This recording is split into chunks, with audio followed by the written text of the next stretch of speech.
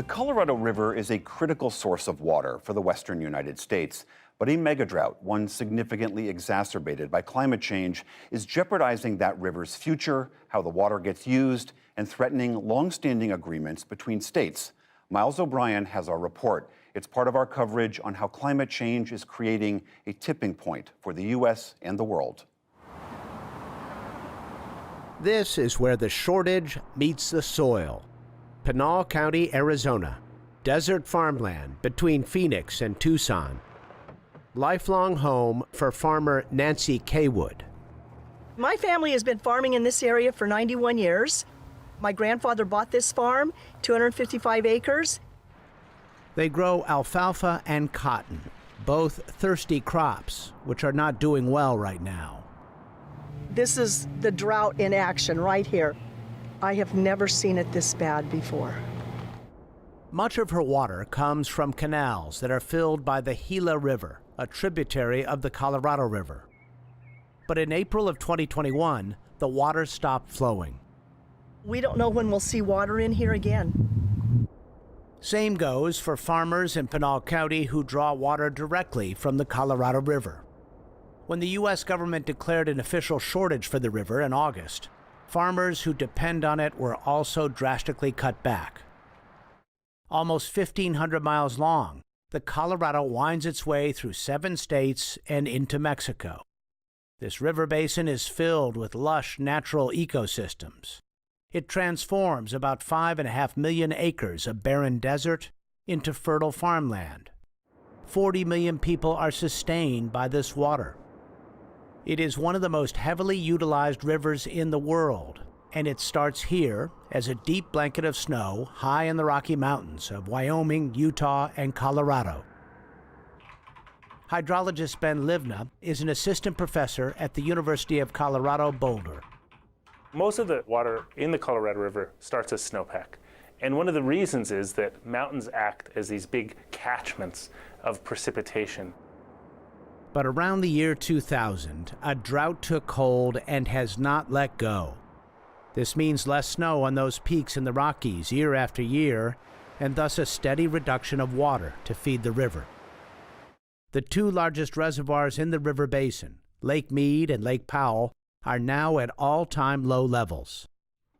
Climatologist Park Williams is an associate professor at UCLA. He uses tree rings to study the ancient climate.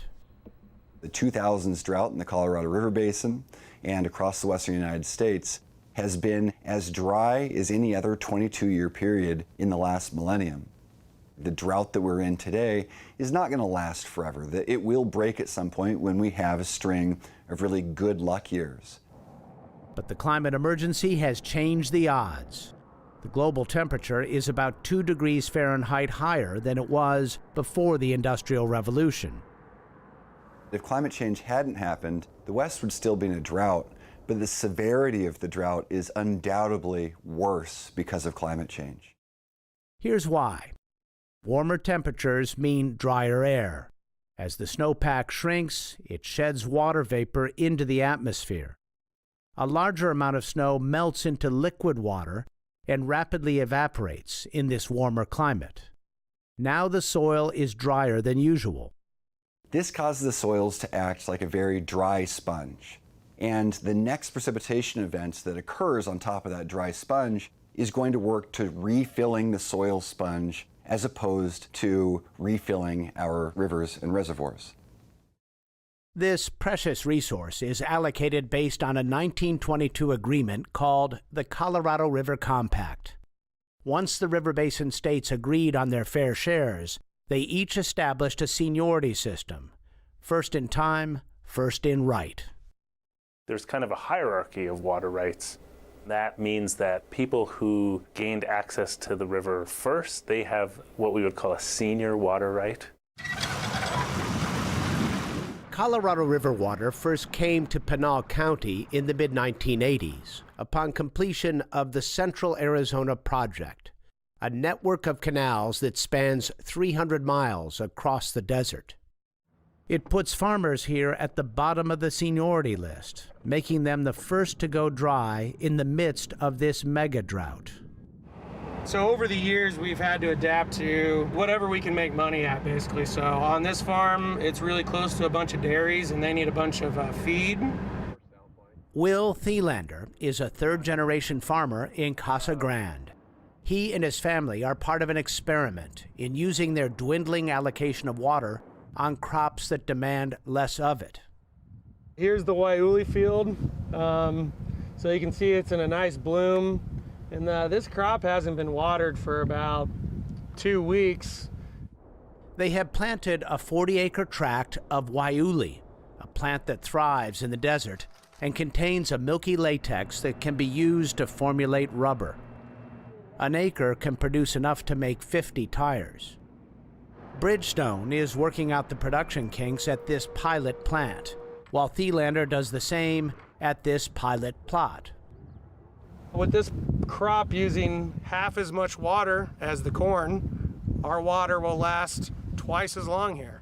So that's why the crop is so promising, and we really hope it takes off. But for Nancy Kaywood, the story is different. She can't afford the cost of the new equipment required to harvest crops that need less water.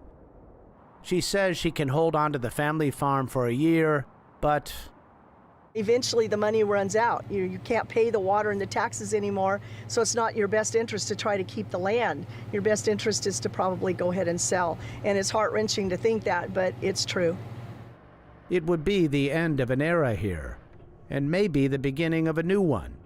Her neighbors recently sold their land, and it's now a solar farm. Kaywood has been approached by an energy company as well.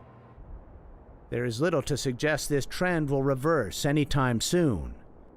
For years, humans overspent the Colorado River, and nature covered the overdrafts. But now the climate emergency has ensured the bill has come due. For the PBS NewsHour, I'm Miles O'Brien in Phoenix.